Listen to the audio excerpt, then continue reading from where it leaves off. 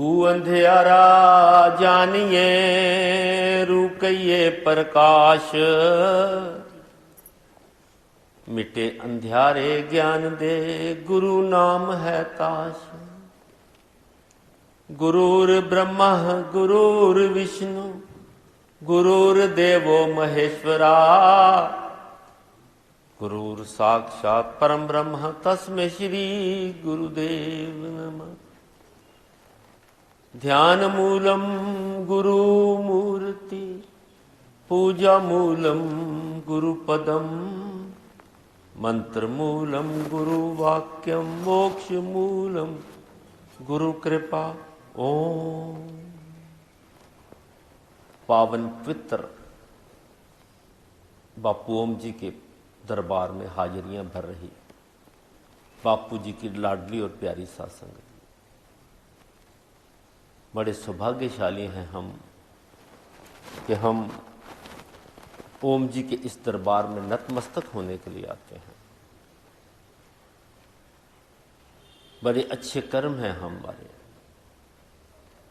कि हम दरबार में आते हैं, ओम जी की कृपा के पात्र बनते हैं। वरना जीव तो माया में घूमता ही रहता है। माया में ने ऐसा जकड़ रखा है कि ना तो माया हमें छोड़ती है, ना ही माया हम माया को छोड़ना चाहते हैं। आजकल ये रूटीन बन चुकी है कि जीव यही समझता है कि हमारा जन्म ही इसी काम के लिए हुआ है। हम भूल चुके हैं कि हम किस मकसद के लिए, किस काम के लिए इस धरती पर आए थे। आओ सर्वप्रथम मूल मंत्र का जाप करते हैं। मूल मंत्र जो गुरु नानक पातशाह जी महाराज अकाल पुरख से संगतों के उद्धार के लिए लेके आए, इसका ज्यादा से ज्यादा जाप करना चाहिए। सुबह उठते समय, घर से काम से जाते समय, घर से वापस आते समय, सोते समय, हर समय मूल मंत्र का जाप करना चाहिए। लाभदायक होता है। जितना ज्यादा मूल मंत्र का जाप करेंगे उतना ही लाभदायक है। आओ मन को एकाग्र करके मूल मंत्र का जाप करते हैं। एक ओंकार, एक ओंकार, सतनाम, सतनाम, कर्ता पुरख, कर्ता पुरख, निर्भव, निर्भव, निर्वैर, निर्वैर, अकाल मूरत, अकाल मूरत, अजूनी से भंग, अजूनी से भंग, गुर प्रसाद, गुर प्रसाद, जप, जप, आद सच, आद सच, जुगाद सच, जुगाद सच, है भी सच, है भी सच, नानक होसी भी सच, नानक होसी भी सच। बोल गुरु नानक देव महाराज आपकी सदा ही जय। आज पावन विसाख का महीना आरंभ हुआ। सारी संगत को इस शुभ महीने की बहुत बहुत बधाई हो। घर में मंगलमय वातावरण रहे, सुख शांति रहे। हम ओम जी की शरण में ऐसे ही आते रहें, नतमस्तक होते रहें, उनकी कृपा के पात्र बनते रहें। बच्चे सुखी रहें, बच्चे उच्च विद्या प्राप्त करें, घर में सारे में प्यार का वातावरण बना रहे, ओम जी की अपार कृपा बरसती रहे। अगर जाने अनजाने पिछले महीने को गलती हो गई हो तो ओम जी से यही प्रार्थना करनी है, कृपा करें ताकि हम आगे को गलती न कर सकें और उनकी कृपा के पात्र बनते ही रहें। किरत कर्म के बिछड़े कर कृपा मेलो राम, चार कुंट दे दिस भर में थक आए प्रभ की शाम। हे राम, हम अपने कर्मों कर से आपसे बिछड़ गए, बिछड़तियां करते रहे, अब थक गए हैं, हार गए हैं। कृपा करो, हमें अपनी शरण में ले लो। हम चारों दिशाओं को घूम आए हैं, कहीं भी ठोर नहीं मिली, कहीं भी ठिकाना नहीं मिला, हार गए, थक गए। कृपा करो हम पर। विशाख महीने की व्याख्या करते हुए धन गुरु अर्जन देव जी महाराज लिखते हैं, विशाख धीरन क्यों वाडिया जिन प्रेम विछो। भाव है कि विशाख के महीने में उसको धीरज कैसे मिल सकता है, ठोर कैसे मिल सकती है।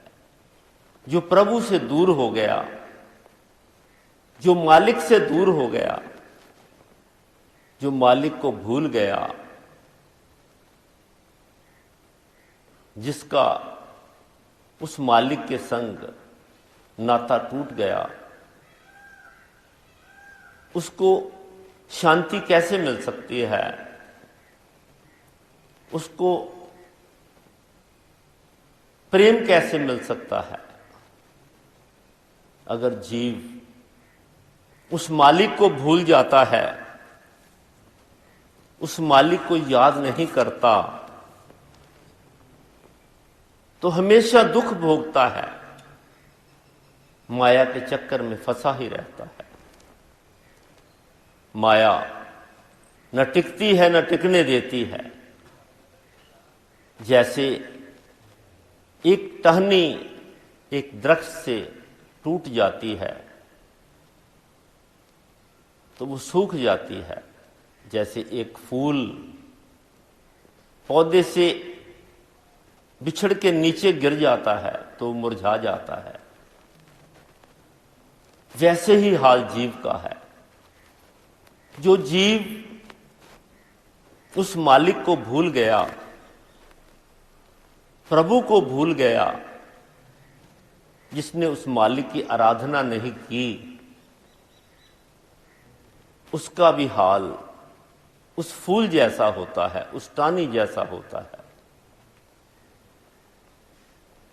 जीव उतना समय ही अपने जीवन में फलीभूत होता है जितना समय वो गुरु से जुड़ा रहता है, मालिक से जुड़ा रहता है, गुरबानी का जाप करता है, मूल मंत्र का जाप करता है। हर सज्जन पुरख विसार के लगी माया धो। हर सज्जन, हरि सज्जन भाव उस परमात्मा को पुरख विसार के, अगर हमने उनको भूल गए, उनको विसार दिया, लगी माया धो, तो बस माया के चक्कर में ही पड़े रहेंगे। अगर इस माया से बचना है, माया क्या है? ये जो सब हो रहा है सब माया ही है। अपना परिवार, अपने बच्चे, ये धन, ये कोठियां, ये दौलत, सब माया ही है। माया सिर्फ धन को नहीं कहते, पैसे को नहीं कहते। जिसमें मोह है वो माया ही है। प्रभु के नाम को छोड़कर सब कुछ माया ही है। जीव माया में घूमता ही रहता है। अक्सर देखा जाता है कि हम सब काम तो कर लेते हैं, लेकिन बस एक ही काम रह जाता है, प्रभु के नाम का सिमरन। अगर हम हर रोज रूटीन वर्क करते हैं तो कभी 10 मिनट लेट हो गए, 15 मिनट लेट हो गए तो काम तो सारे हो जाएंगे, लेकिन यही काम रह जाएगा, चलो आज सिमरन नहीं करते, माथा ही टेक लेते हैं, दूर से ही प्रणाम कर लेते हैं। ये सब माया ही है। पुत्र कलत्तर ना संग, धन्ना हरि अविनाशी ओ। पुत्र कलत्तर भाव स्त्री, किसी ने साथ नहीं जाना, ये सब माया है, ये मोह है, सब यहीं रह जाने हैं। साथ जाना है, उस मालिक का नाम ही साथ जाना है। हम सब जानते हैं कि उस प्रभु के नाम के बिना, उस सिमरन के बिना कुछ भी साथ नहीं जाना, लेकिन फिर भी हम माया के चक्कर में पड़े हुए हैं। मेरा वो काम हो जाए, मेरा वो काम हो जाए, मेरा ये काम हो जाए, मुझे धन मिल जाए, मुझे कोठी मिल जाए, मुझे अच्छी गाड़ी मिल जाए। हमेशा जीव के मन में यही रहता है, कभी उस मालिक की तरफ ध्यान ही नहीं जाता, उसकी सिमरन की तरफ ध्यान ही नहीं जाता। हम अगर मंदिर गुरुद्वारे में भी जाते हैं तो सिर्फ एक फॉर्मेलिटी करने के लिए, माथा टेकने के लिए, अक्सर यही होता है। किसी के मन में यह भाव नहीं आता कि मैं मंदिर आया हूं, मैं गुरुद्वारे आया हूं, यहां पर बैठकर जो वाणी चल रही है उसका सिमरन करूं, उसको सुनूं और उसे अपने जीवन में उतारूं। या ये कह लो कि हम मंदिर तो अक्सर आते हैं, लेकिन हमारे मन में ये कभी भाव नहीं आया कि मंदिर आने का उद्देश्य क्या है। यहां पर आकर बैठो, ओम जी की शरण में बैठो, बापू श्रद्धाराम जी की शरण में बैठो, ऊपर सचखंड में चले जाओ, बापू श्रद्धाराम जी के रूम में चले जाओ, वहां पर बैठकर सिमरन करो। जो युक्ति आपको मिली है उसका अभ्यास करो। ये है सही हाजिरी कि हम आए हैं, सिमरन किया है, मन को टिकाव आएगा, मन टिक जाएगा। लेकिन हम तो मंदिर अक्सर देखते हैं कि बहुत सी संगत मंदिर आती है, माथा टेक के ही चली जाती है, हाजिरी लग गई, बस इससे बिना कुछ भी नहीं। पलित पलित पलिच पलिच सगली मुई, झूठे धंधे मोह। ये आपका नहीं, धन गुरु अर्जन देव जी महाराज लिखते हैं, ये आपका नहीं, सभी का यही हाल है। हर जीव इन झूठे धंधों में फंसा हुआ है, इस माया में फंसा हुआ है। उसे ये मालूम ही नहीं मैं किस उद्देश्य से इस धरती पर आया हूं, मेरा जन्म क्यों हुआ है। जब जीव धरती पे आता है तो मालिक से वादा करके आता है कि मैं दुनिया में जाकर तेरे नाम का सिमरन करूंगा, अपने जीवन को सार्थक करूंगा और आहिस्ता आहिस्ता इस जन्म मरण के चक्कर से छूट जाऊंगा। लेकिन जैसे ही जीव जन्म लेता है उसे ऐसा माहौल मिलता है, उसे ऐसा वातावरण मिलता है कि वो भूल जाता है कि मैं किस काम के लिए आया हूं।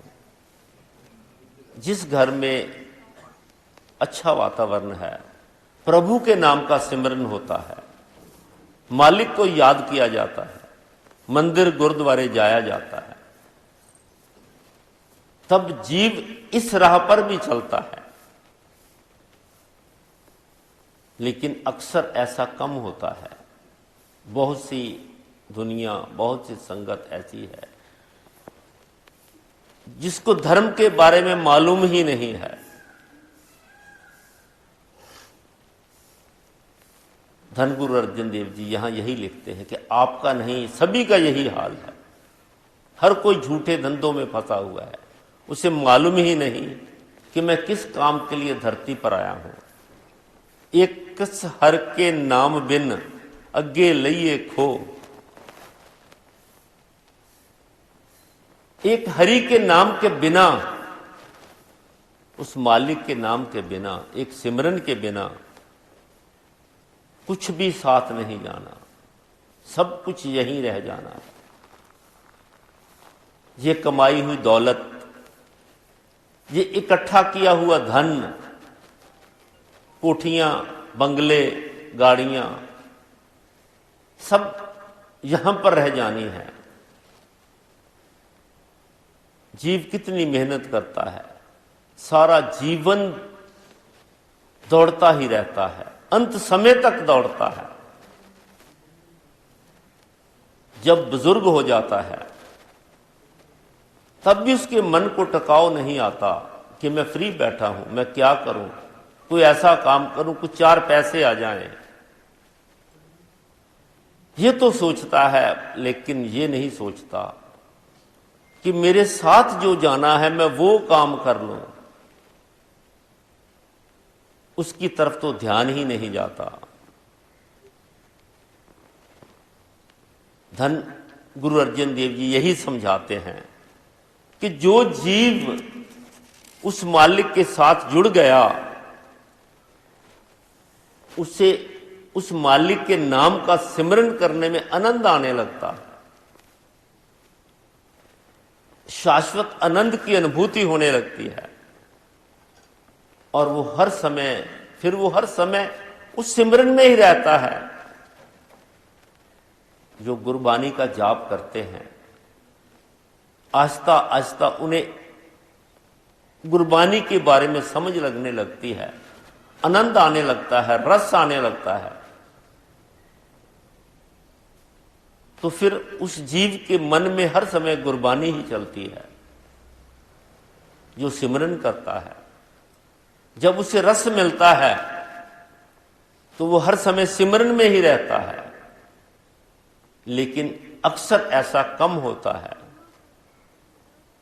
कि हम बैठते ही नहीं, करते ही नहीं, फिर कहते हैं कि हमें रस नहीं आता, हमारा मन टिकता नहीं, हमारे घुटने दर्द करते हैं, बैठा नहीं जाता। आहिस्ता हर चीज संभव हो जाएगी। बापू श्रद्धाराम जी यही समझाते हैं, अभ्यास करो उस युक्ति का जो आपको मिली है। अगर अभ्यास करते जाओगे तो मन आहिस्ता आहिस्ता टिक जाएगा और आपका मित्र बन जाएगा। मित्र बन जाएगा तो आपके कहने पर चलेगा। दयु विसार विगुचना प्रभु बिन अवर न कोय। उस मालिक को विसार के, उस मालिक को भूल के तू ख्वार ही होगा, कभी इधर कभी उधर भटकता ही रहेगा। प्रभु बिन अवर न कोई। एक मालिक ही है जो अपना है, बाकी सब कुछ बेगाना है। जो भी हम देख रहे हैं, ये घर, ये बच्चे, ये परिवार, सब अपने नहीं है, सब बेगाने हैं। सिर्फ एक प्रभु ही अपना है, वो मालिक ही अपना है, जिसके पास हमने जाना है। ये जीव एक आत्मा है, उस परमात्मा का अंश, उस परमात्मा के अंश परमात्मा से निकलकर हम धरती पर आए हैं अपने कर्मों करके। लेकिन अगर अच्छे कर्म करेंगे तो फिर उस परमात्मा में विलीन हो जाएंगे। कहते हैं ना, पहले बनते हैं कर्म, फिर बनता है शरीर। पहले बनता है भाग्य, फिर बनता है शरीर, फिर बनते हैं कर्म। अपने कर्मों करके हम अपने भाग्य को भी बदल सकते हैं, तो भाग्य बदल जाएगा। अगर अच्छा कर्म ना करके बुरा कर्म करेंगे तो हमारा भाग्य और भी बिगड़ जाएगा। अक्सर होता यही है कि हम अच्छे कर्म कम करते हैं, बुरे कर्म ज्यादा करते हैं। हम समझते हैं हमें कोई देख थोड़ी रहा है, लेकिन हम ये भूल जाते हैं कि उस मालिक की निगाह हर समय हमारे ऊपर है। हमारे हर कर्म का हिसाब रखा जा रहा है। जब अंत समय आएगा तो ये सारा हिसाब देना पड़ेगा। प्रभु भी कहते हैं कि मैं तो एक अकाउंटेंट हूं। जैसे कर्म कोई कर देता है, जैसे को कर्म करके आता है, उसी कर्म के अनुसार उसे अगली योनि मिल जाती है। मालिक यही समझाते हैं। जहां पर जीव का अंत होता है, आगे वहीं से नया सफर शुरू होता है। प्रीतम चरनी जो लगे, तिनकी निर्मल सोए। जो उस प्रीतम की चरणों में लग गया, भाव है कि जो जीव उस मालिक के साथ जुड़ गया वही निर्मल है, वही सुखी है, उसका जीवन ही शांत है, उसकी ही जय जयकार है। ये जय जयकार जो हो रही है वो झूठी है, लेकिन जो असली जय जयकार है वो तभी है जब हम उस मालिक के साथ जुड़ते हैं, उस मालिक के हो जाते हैं, तो फिर मालिक की दरगाह में हमारी जय जयकार होती है। हम इस आवागमन से छूट जाते हैं। नानक की प्रभु बेनती, प्रभु मिले प्राप्त होए। हमें उस मालिक के आगे बेनती करनी है, प्रभु के आगे बेनती करनी है, गुरु नानक देव जी के आगे बेनती करनी है। हे मालिक, हे प्रभु, हम पर कृपा करो, हम पर ऐसी कृपा करो, ऐसा आशीर्वाद दो,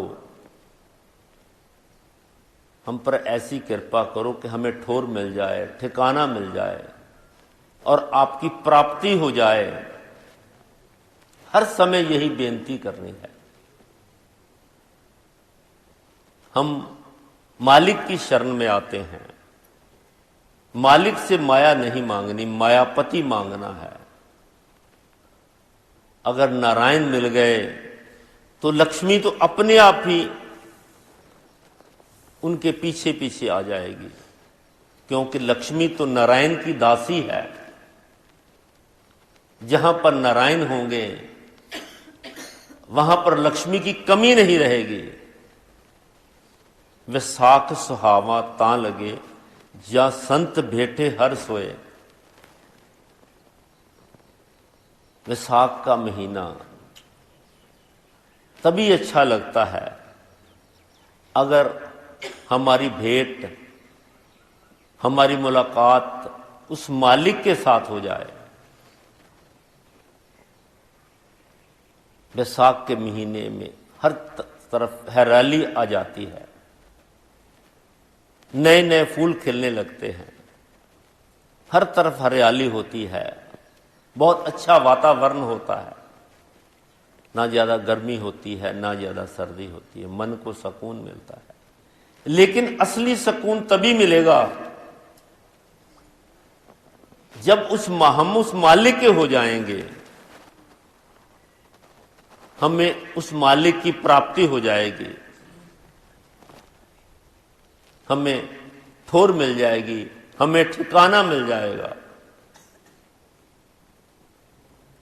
आज वैसाखी का महान पर्व है, वैसाख का महीना आरंभ हुआ। इस महीने की विशेष महत्ता होती है। इस महीने में किसान की जो फसल है वो पक के तैयार हो जाती है कटाई के लिए, और किसान बहुत प्रसन्न होता है कि उसकी सारी की हुई मेहनत सफल हो गई।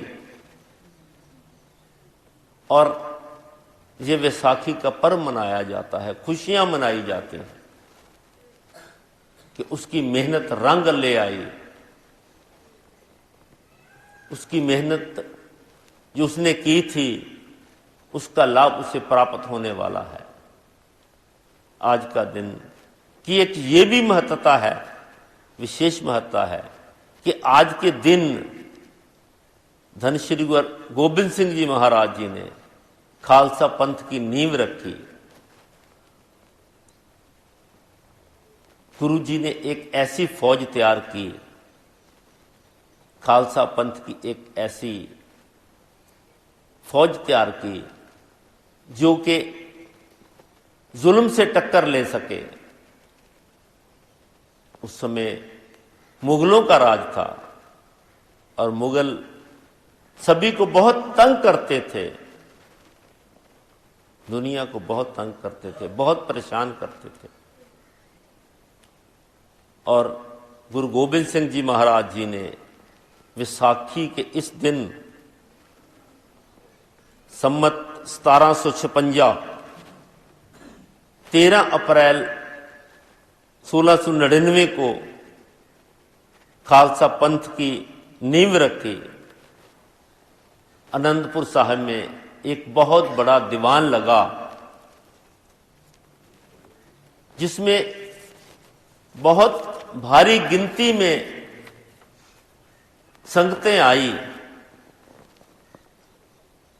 देश के कोने कोने से संगत आई। महाराज जी ने संगत को बुलाया और संगत इकट्ठी हो गई। तो महाराज जी ने कहा कि राष्ट्र की नींव को पक्का करने के लिए मुझे एक सिर की जरूरत है, एक सिर चाहिए, किसी एक की कुर्बानी चाहिए। ये सुनकर सभी घबरा गए, संगत में सन्नाटा छा गया कि महाराज जी ने ये क्या कह दिया। कुछ देर के बाद सबसे पहले लाहौर का एक खत्री दयाराम नाम का नौजवान उठा और उसने कहा, गुरुदेव आपके लिए मेरा सिर हाजिर है, मैं कुर्बानी देने के लिए तैयार हूं। गुरु गोबिंद सिंह जी महाराज उसे अपने टेंट के अंदर ले गए और कुछ देर बाद खून से लथपथ तलवार लेकर बाहर आए और फिर कहा कि एक सर से बात नहीं बनेगी, मुझे एक सर और चाहिए। सारी संगत और घबरा गई, ये क्या हो गया? आज गुरुजी कैसी बातें कर रहे हैं, कैसी कुर्बानी मांग रहे हैं। पहले लोगों में बहुत ज्यादा घबराहट हुई, लेकिन दूसरी बार घबराहट कम हो जाती है। दूसरी बार कुर्बानी देने के लिए दिल्ली का एक जाट धर्मदास गुप्ता उठा और आगे आया और उसने कहा, गुरुदेव मेरा सिर हाजिर है, आप इसे कलम कर सकते हैं। गुरुदेव उसे भी टेंट में ले गए और कुछ देर बाद फिर खून से लथपथ तलवार लेकर बाहर आए। फिर उसके बाद द्वारका का धोबी मोहकम चंद, फिर हिम्मत राय और फिर साहेब सिंह, एक एक करके 5 लोगों ने अपने सर की कुर्बानी दी। महाराज सभी को टेंट के अंदर ले जाते और कुछ के समय बाद बाहर आते तो तलवार खून से लथपथ होती थी। सभी ने अपना शरीर अर्पण कर दिया। फिर थोड़ी देर बाद महाराज जी ने उन 5 व्यक्तियों को बाहर जिंदा लाकर खड़ा कर दिया। सभी देखकर हैरान रह गए कि ये क्या हो गया। गुरु साहब ने कहा कि ये मेरे 5 प्यारे हैं, ये मेरे 5 अजीज हैं, जिन्होंने अपनी जान की परवाह न करके अपना शीश मुझे सौंप दिया। मैं उनको नमस्कार करता हूं। यह मेरे अजीज मुझे अपने बच्चों से भी प्यारे हैं।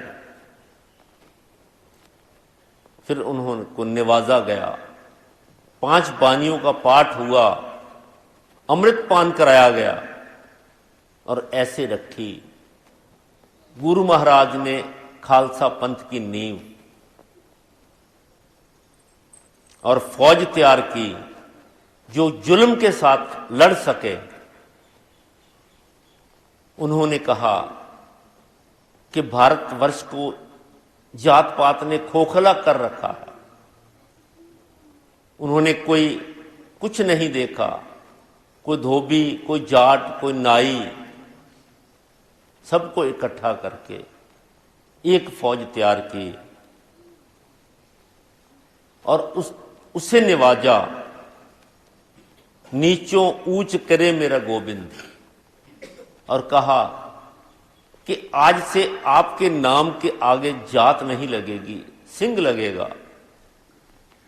अगर कोई पूछे कहां के निवासी हो तो कहना कि हम आनंदपुर के निवासी हैं, हम गुरु गोविंद सिंह जी के बच्चे हैं। ऐसे गुरु गोविंद सिंह जी महाराज जी ने जात पात को खत्म किया, इस खोखलेपन को खत्म करके खालसा पंथ की नींव रखी। यह ओम दरबार है, यहां पर हम नतमस्तक होने के लिए आते हैं। जहां पर बापू ओम जी महाराज जी ने, बापू हरनाम जी महाराज जी ने, बापू श्रद्धाराम जी महाराज जी ने सुन समाधियां लगाई, सारा जीवन तपस्या की और इस दरबार को एक कल्प वृक्ष बना दिया, जहां पर हर एक की मनोकामनाएं पूर्ण होती हैं। जो मांगो वही मिलता है। बापू श्रद्धाराम जी महाराज, बापू ओम जी महाराज, बापू हरनाम जी महाराज कहीं गए नहीं, आज भी यही हैं, लेकिन सिर्फ एक देखने वाली आंख होनी चाहिए, मन में सच्चा भाव होना चाहिए। अगर भाव सच्चा है, विश्वास पक्का है, तो बापू श्रद्धाराम जी हमारे पास ही हैं, हमारे अंग संग हैं। कमी हमारे में है कि हम विश्वास नहीं करते, हमारा भाव सच्चा नहीं होता, विश्वास पक्का नहीं होता।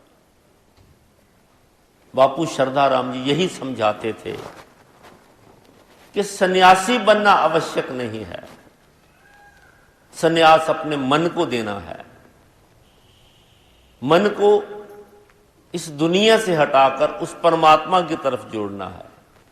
यही असली सन्यास है। कोई धूनी जमाने से, कोई जटा बढ़ाने से सन्यास नहीं मिलता, या गेरुए कपड़े पहनने से सन्यास नहीं मिलता। सन्यास है अपने मन को विकारों से हटाकर प्रभु के साथ लगाना। बुल्ले शाह ने से किसी ने पूछा कि रब कैसे मिलता है, तो बुल्ले शाह ने कहा, रब का क्या पाना, इधरों पुटना ते उधर लाना। बात सिर्फ इतनी सी है। इस माया रूपी जीवन में अपने मन को संसार से हटाकर उस परमात्मा की तरफ लगाना, यही काम है सारा। महाराज जी समझाते हैं कि परमात्मा हमारे अंदर है,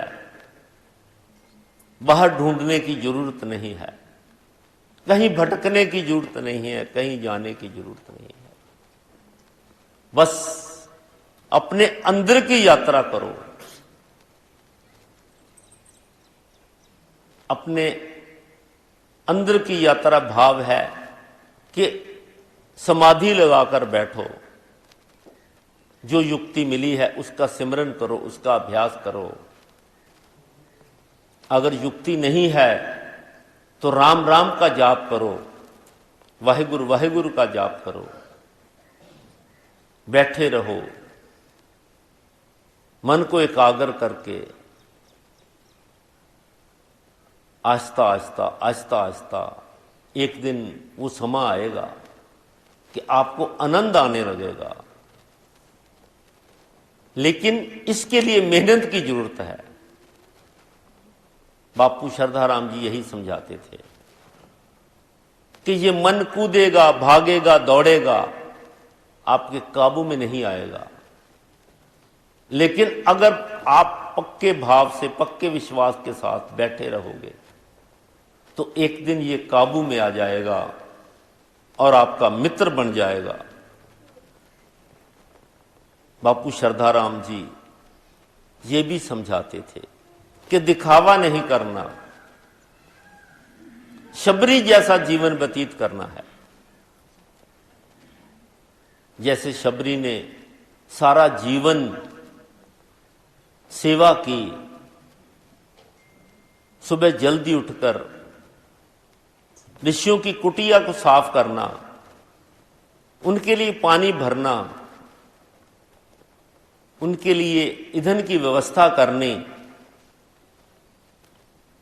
किसी को बताना नहीं, और हर समय प्रभु के नाम का सिमरन करना। अगर ऐसा भाव होगा तो राम जी खुद चल के तुम्हारे पास आएंगे। बापू श्रद्धाराम जी यही समझाते थे कि दिखावा नहीं करना, दिखाना नहीं है कि मैं ये काम कर रहा हूं, मैं सेवा कर रहा हूं, मैं सिमरन कर रहा हूं। अंदर बैठकर गुप्त रूप में सिमरन करना है कि किसी को पता ना चले। कोशिश करनी है अमृत वेले जल्दी उठकर प्रभु के नाम का सिमरन करो। अगर आप सोए हुए हैं, रात को जाग आ गई, आंखों पर पानी के छींटे मारो और बैठ जाओ। जितना समय आप बैठ सकते हैं मां नाम का सिमरन करो, राम राम का जाप करो। आधा घंटा घंटा अगर आप बैठे रहे तो बाद में सो जाएंगे तो बड़ी गहरी नींद आएगी, बहुत अच्छी नींद आएगी। बापू श्रद्धाराम जी दान की विशेष महत्वता बताते थे। दान करना है। जो आप धन कमाते हो, जो आपके इनकम का सोर्स है, उसका कुछ परसेंट निकाल कर दान जरूर करो। जैसे हम छत पर परनाला रखते हैं, अगर परनाला ना हो तो पानी खड़ा हो जाता है और आहिस्ता आहिस्ता बदबू मारने लगता है। इसी तरह दान भी बहुत जरूरी है। अगर आप अपनी कमाई से कुछ ना कुछ दान करोगे तो बापू श्रद्धाराम जी कहते थे आदि व्याधि से बचे रहोगे। दान में सबसे विशेष है अन्न का दान। अन्न का दान जिससे के साथ जीवन का संचार होता है, जीवन चलता है।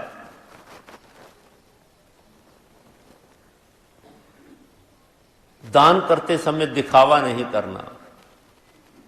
बापू श्रद्धाराम जी कहते थे एक हाथ से दो, दूसरे हाथ को पता भी ना चले, इस भाव से दान करना है। दान करके अगर दिखावा ही किया तो वो दान किया हुआ दान का फल नहीं मिलता।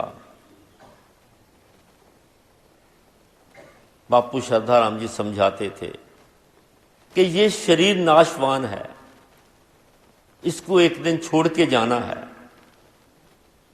इसके साथ इतना मोह क्यों? अगर मोह करना है तो उस मालिक के साथ करो, उस प्रभु के साथ करो, उसका सिमरन करके, कि क्योंकि हमने उसके पास ही जाना है। बापू जी हर वक्त हमारे साथ हैं, हमारे आसपास हैं। बात सिर्फ उनको सच्चे मन से, सच्चे भाव से याद करने की। आजकल अक्सर देखा जाता है कि कोई भी जीव अगर थोड़ी सी भी सेवा कर लेता है, थोड़ा सा भी सिमरन कर लेता है, उसके मन में एक अभिमान आ जाता है, ईगो आ जाती है कि मैं कर रहा हूं। अगर मैं ना करता तो कौन करता?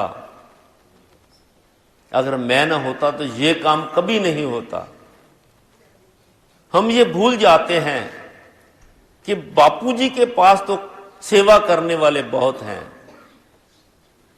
लेकिन हम ही भाग्यशाली हैं कि हमें उस सेवा का मौका मिला है। कभी भी मन में ईगो नहीं लानी,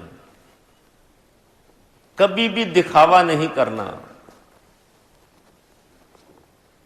आज तक कल देखा जाता है ना, हम सेवा कम करते हैं और सोशल मीडिया पर तस्वीरें ज्यादा डालते हैं।